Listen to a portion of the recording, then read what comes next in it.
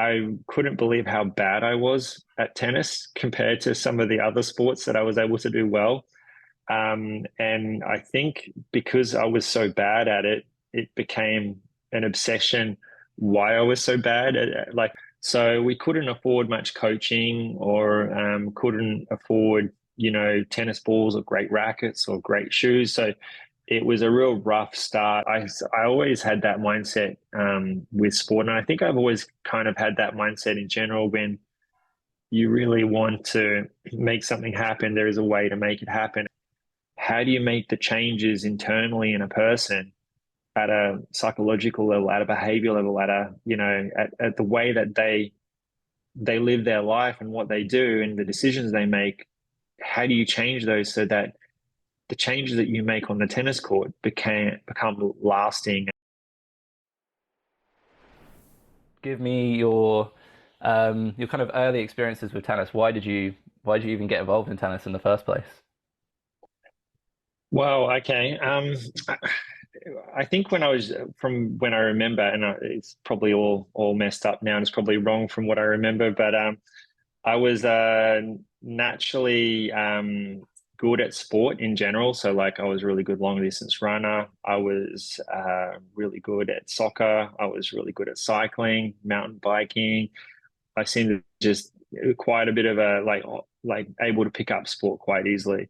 And then I do remember probably around nine to, probably having my first racket, which was late, like, to the party. I think at nine, I was playing in the backyard a little bit. And then I remember some first thoughts about like, oh, gee, this is interesting. This is actually it needs quite a bit of coordination. And I think then when I had my first experience on a tennis court, which was even a little bit older, I think I was probably more like about 12, 11, 12 when I had my first experience on the tennis court, which was really late. Um, I couldn't believe how bad I was at tennis compared to some of the other sports that I was able to do well. And I think because I was so bad at it, it became an obsession why I was so bad at it. And then I think it just went from there that I just couldn't believe that it was so difficult for me. And I guess I picked the hardest road possible in a sport where I even did gymnastics when I was a kid. I competed gymnastics in Europe at the state championships. I remember doing that already at like, I think I was doing that at 11 before I really picked up tennis. So I was really able to be quite of an athlete. But then when it came to tennis, it was so bad. It was really bad. So that was probably why I picked it up. So I left all the sports that I was talented at and decided to pick the one up that was the hardest. You picked it up specifically because it was something that maybe it was unusual compared to other sports, that you found it more difficult initially, and from there you saw that as a challenge. Is that kind of like the main reasoning? Absolutely. Yeah, it was I found it really hard to grasp, like when you'd see it on TV, like, oh, this looks so easy. This is, and everybody's hitting the ball and rallying, and then all of a sudden here's me as a kid air swinging the ball and barely can hit the ball like straight, and the ball's going everywhere over the fence. And I think we all kind of can relate to that. Um, and it just became an obsession very quickly, as to why this is happening and why, like maybe the expectation should have been, oh, I can just walk into tennis, like maybe I walk into some of the other sports as a kid and be able to just pick it up, and it just wasn't the case. And then I just really had to understand why that wasn't the case, and how would I get at least, pretty decent at this sport. Yeah, I mean, I was also, my background is similar-ish to yours. Like, I don't think I first picked up a racket till I was maybe like 8, I think. Like, I went to, like, a kids camp or Mm. whatever. And then, like, I was playing other sports at the same time. I was playing, like, in the UK, playing football, rugby, cricket. Those were kind of like the main ones. And like, having picked those up before, I kind of, yeah, maybe find them like fairly easy. And then, like you said, as soon as I started playing tennis, I was like, how is this? How is this so difficult compared to literally, yeah, just watching guys on TV just rally like for fun. And I would have like huge like tantrums and stuff, throwing my racket all over the place. Don't know how my And dad like put up with it, but I don't want to take away from other sports either, because other sports are really difficult, and at a, at a high level, it's extremely competitive too. So I'm not taking away from any other sports. I was just sort of saying, as a personal experience, I found tennis more challenging, which means like maybe someone else might find tennis really easy. And you see it. You see some people pick the racket up, and all of a sudden they're already hitting forehands, and then you see them maybe go into a different sport, and they're completely challenged in that sport. So it is. I just want to stress that I'm not stereotyping that tennis is the greatest, but it was just very challenging for me from the word go. so when you first picked it up, you were still playing like if you were still doing a few other sports at the same time, or did you just drop them like fairly quickly once you went into tennis? Um, I remember as a kid moving back to Australia when I was about 13. And so the sports changed from what I was doing in Europe, more predominantly, which was gymnastics, soccer, European handball, your running, your athletics, and then, moving from that aspect, the European sports, moving to Australia had a huge change and shift of what types of sports the community was engaged in this country. And so therefore, the socialization, was happening with tennis, with my father at the time. And so that's how I became more engaged with tennis, and just coming to the realization of how bad I was as a kid with it. So I do have memories of the first few times him even taking me out to the courts at social events or something, and I didn't even want to socialize. I was just like, all right, guys, while you guys are socialized, I'm going to just go practice my serve so I could don't embarrass myself, for the next round, so it was really noticeable, like straight away, that I was really interested in the sport. Did you like looking back? Do you think there were elements from the other sports that you were doing that helped you to develop your skills in tennis? Yeah, absolutely. Definitely. I feel even when I've spent a lot of time coaching in the past, different athletes from different sports, I can definitely see attributes that help with tennis for sure. One of the big noticeable ones is definitely soccer players. Um, just their footwork is really natural when they're coming into tennis, and they seem to pick the movements really well already naturally from their own sport, and they take that in.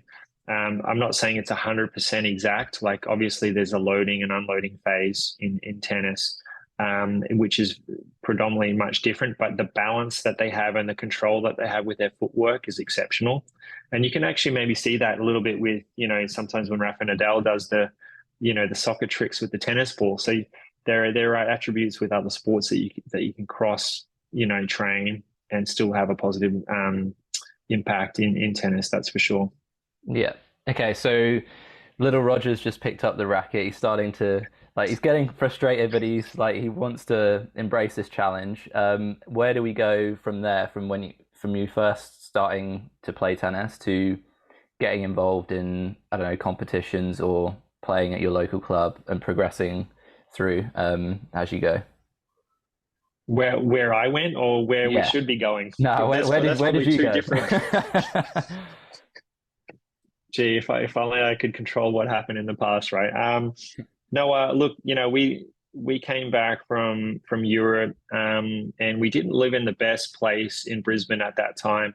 Um, I think from memory, my father, yeah, didn't do so well. He started a few businesses in Europe, and it didn't go so well. So we've come back to Australia, not the most financially well off. And so we lived in a pretty rough place in Brisbane at the time. And so there was a tennis center in Logan called the suburb called Woodridge, and at that center's not there anymore. And it was pretty rough. I used to ride my bike very fast to the tennis center through that neighborhood. No, it was good practice. So and I think I remember lived in a rough complex, and we got a tennis court there on the site, so I was able to already practice on the tennis court at the complex that we were living at, and so we couldn't afford much coaching, or couldn't afford tennis balls or great rackets or great shoes. So it was a real rough start. Like, so I remember getting secondhand rackets. I was like having to get dodgy strings and dodgy grips, and the balls are all worn out. And so that was sort of like my training environment. But like I think when I look back at that kind of rough, feeling, it would have been nice to have some more better guidance, I think, as a coach, if I had like, I think, a better coach at the time, or more influence. I think the roughness was still okay. Like I think that it's good. It builds resilience and strength. Um, but I think, that support mechanism probably for me wasn't there. So it was a lot of, I think, as a kid, trial and error. Like, I'd try and, there wasn't really too much internet going on then. So it'd be like magazine cutouts of, trying to look at like what was the angle of this shot, and I got quite obsessive about it. So I'd have a lot of pictures and like try and look at like how it swing, and I when I think back, I didn't really understand the angles and the velocity, and how the angular momentum of the mechanics, the biomechanics of shots would work with loading phases. And but like the pictures look pretty, and I tried to like move the grips around and change it. But saying that, I still spent a lot of hours as a kid on court between between school, and the neighbors would hit with me, and I'd have to hustle like people from the tennis center, and I'd play like fixtures, and then every now and my father would put me into a tennis tournament, and I would just get my butt kicked like so badly. I remember the first few tournaments. I remember the first one that I played. Just I remember I couldn't sleep and I was sick. I think I threw up before I played the first match, and and these experiences, I think, as being a tennis coach and having a lot of success as coaching, was able for me to connect and understand, the communities and the athletes that I'm working with, the emotions and what they're feeling. And obviously, that's not where I ended, but that's where I started. And I started late too. So what I was finding that, a lot of the times I was losing badly to certain players when I was young.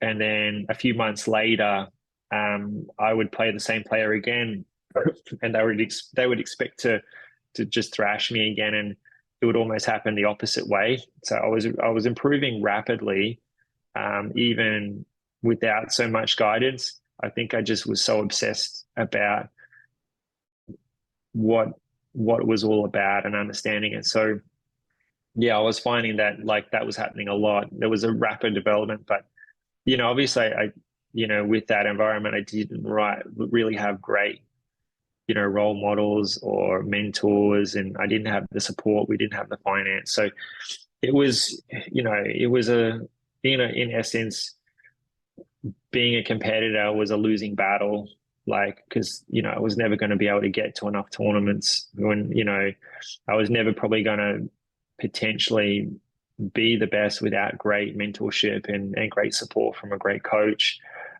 So there was attributes missing, but however, like, I still, managed to get to the point of where I was able to win a few tournaments and, able to get the ranking up, in the state of Queensland and in Australia. So yeah, I think I got to a point where, when I became an older teenager, that I was pretty decent with the sport. And I think, I started helping out with my coach. Like I had a coach that I'd see 1 hour a week at the time. I was helping out at his holiday camps, and I think I even remembered I was doing some ball feeding for other students, like for him, so he could like so I could get some more credits on him coaching me. So I was Mm. like, trying to do other odd jobs. I remember I was pulling out the weeds of the tennis court to try and get more credits so I could get more time on court so I could, practice my serve or whatever, like with him watching or whatever. So I was like his little minion for a while, and just anything to try and get more time with him and get more advice. And I think, I always had that mindset with sport, and I think I've always kind of had that mindset in general. When you really want to make something happen, there is a way to make it happen, and sometimes you don't. You can make maybe your coach's life a little bit easier. Pulling the weeds, emptying the rubbish bins, or sweeping the courts or something like that to try and get some extra time. And I think that shows your coach as well that you're willing to go that extra distance. And I think they end up like helping me a little bit more than what they really needed to because of that. So which was great. Um, but yeah, like I noticed that when I was coaching, when I think back, that was obviously my first role and experiences as working.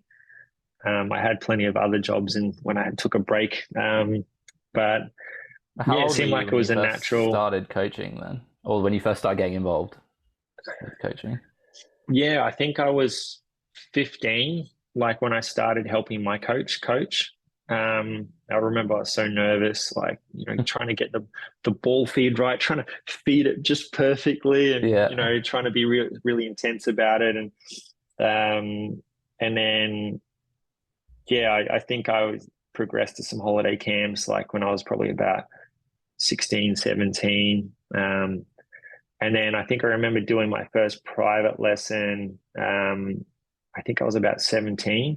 My coach was like, he's like, I'm just going to go off now. There's a lesson coming in. You'll be right to take it. I'm like, I've never done a lesson before. And he sort of just threw me in the deep end. You're like, you'll be right about it. Like, I'll spend some time with you as credit on it.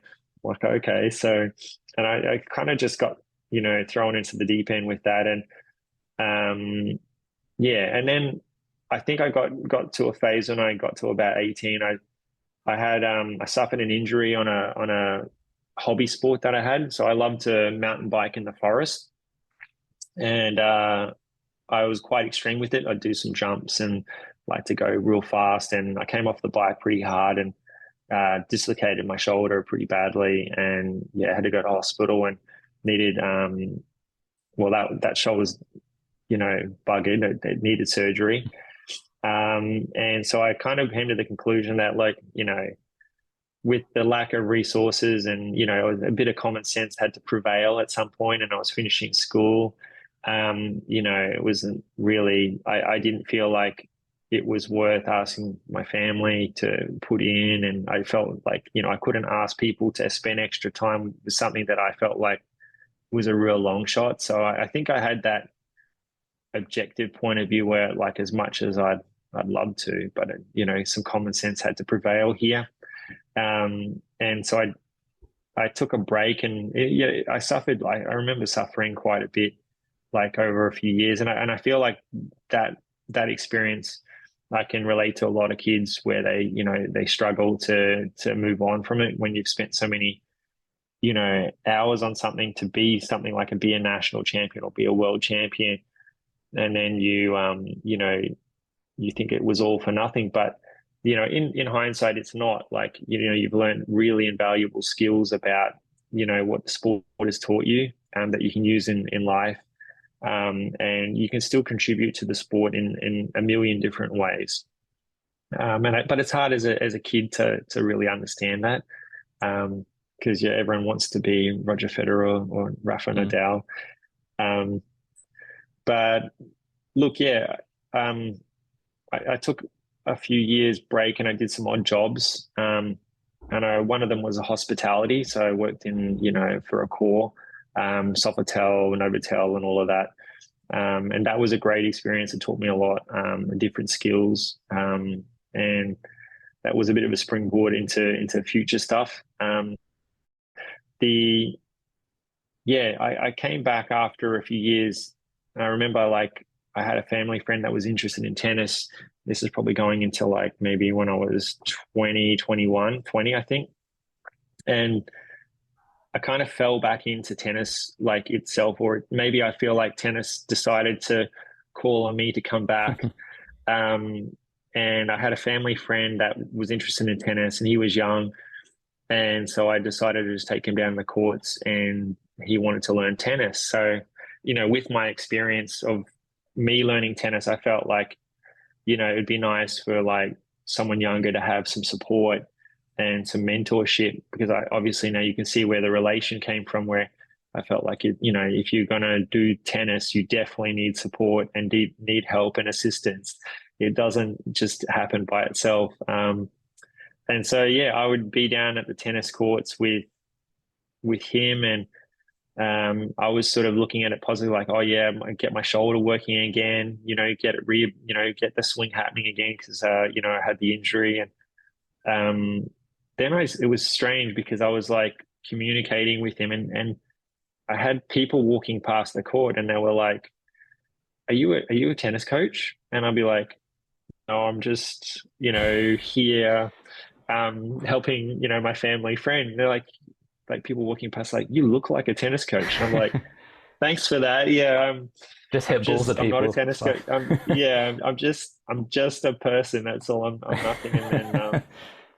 And then they're like, well, yeah, you coach my son. And I'll be like, yeah, look, thank you, but like, I'm not a tennis coach. And then this kept happening like while I was down at the tennis courts. And the next, few hours or the next day, there'd be someone coming in like, are you a tennis coach? And I'm like, no, no, thank you. I'm not a tennis coach here. I'm just helping, And they were like, yeah, you look great out there. Will you coach my daughter? And I'd be like, yeah, but thank you. Like, no, I'm like, and this kept happening. And then like at some point I was just gave in. I think I just said, look, yeah, okay, I'll coach your son, and then what happened was like, the next people would come back and they're like, "Hey, you said you were not a coach." I'm like, "Yeah, I'm not a coach." They're like, "But you're coaching that girl over there now. Like, will you coach my son now?" And it was like just blew up. It was crazy. And as soon as I said, "Yeah, okay, I'll start doing some coaching," I think within a few months I had like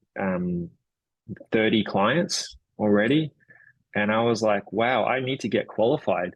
I was like, I think I need to get qualified now. I think this might be something. And so I had to quickly do my qualifications. Obviously, that's really important with insurance and making sure you're being safe, and like you're at least covering the bases of what you're teaching. And then yeah, I raced through and did the advanced one as well.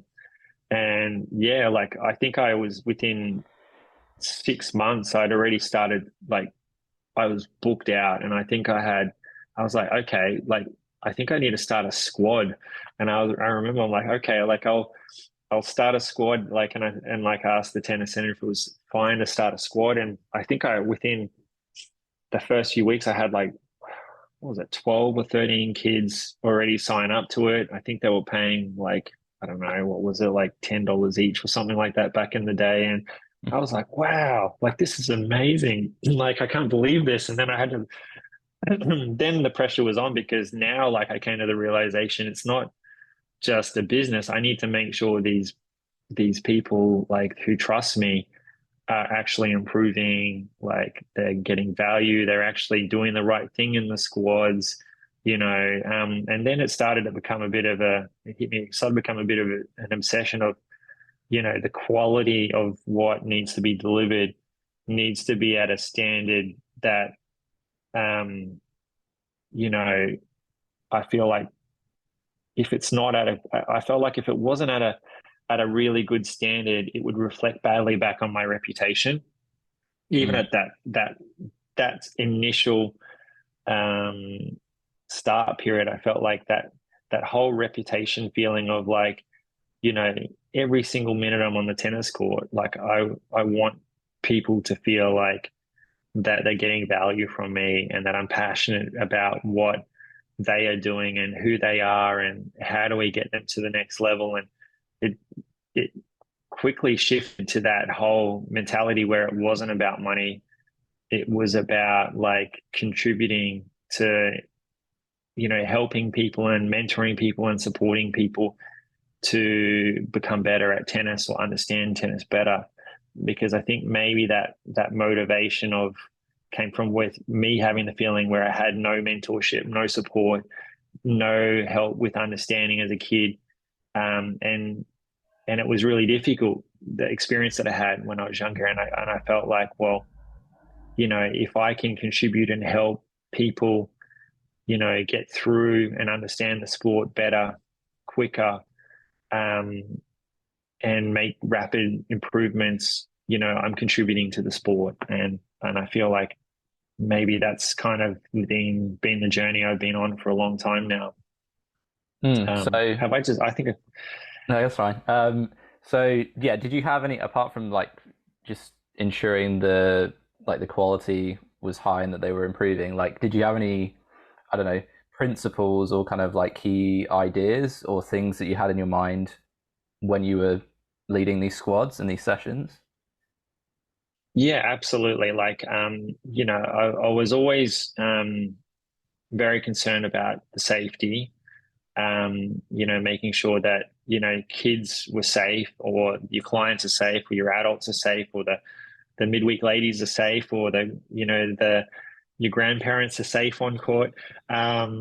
And then obviously I always felt like my big principle was prevention's better than cure. Like, so, if someone learns bad technique, like initially, like takes a really long time to correct that. And I think as all coaches or anyone that's been involved in tennis or even tennis players, that if you start getting to, some rhythm with some technique or something, it goes a certain way, it can take a long time to break that cycle down again. And, obviously people have thrown statistics around, like, how long that takes, but, I believe it could be different for everyone's circumstances and, environment and how they're learning. So that can change a lot. But so for me, it was always making sure that we get the change right. And as I became more vested and had more understanding about coaching, I started to realize that the changes, and I think it's probably pretty obvious for most. Maybe it took me a little bit longer to understand it, but yeah, obviously the changes that occur and happen on the tennis court only happen when the mind changes. And so the way that we play, I came to learn, was a reflection on how we perceive the sport and how we see it, and our personal ideas and concepts that we have within us. And that ends up being a representative of how your technique is forming, and how you're engaging into the ball when you're making impact, and how you're making decisions out on the court, your strategies and your tactics. And I then I understood, well, okay, well then that's all, if it's all like, habits and, behavior modeling, and geez, this actually goes really deep, because you can potentially improve someone for 30 minutes on the tennis court, and you'd be like, that forehand is fantastic, well done. And then all of a sudden you see them 1 hour later and it doesn't look anything like what you've just been working on with the person, but yet they're probably in the perception of, like it looks exactly how, they were doing it about an hour ago. And so what then I really had to learn and understand and comprehend was, how do you make the changes internally in a person at a psychological level, at a behavior level, at the way that they live their life and what they do and the decisions they make? How do you change those so that the changes that you make on the tennis court become lasting and and sustainable and efficient with the way that they should be changing on the court? And that's when things became really complicated. And I was like, maybe coaching shouldn't be the thing that I should be doing, because this now is actually very complicated. So Well, yeah, you only have um, like a short time with them, right? Like during any given week, and then the rest of the time you don't know what they're doing or like how they're thinking about life and all the other things that they're doing. So yeah, what kind of did you come up with some methods and things that kind of helped navigate that problem?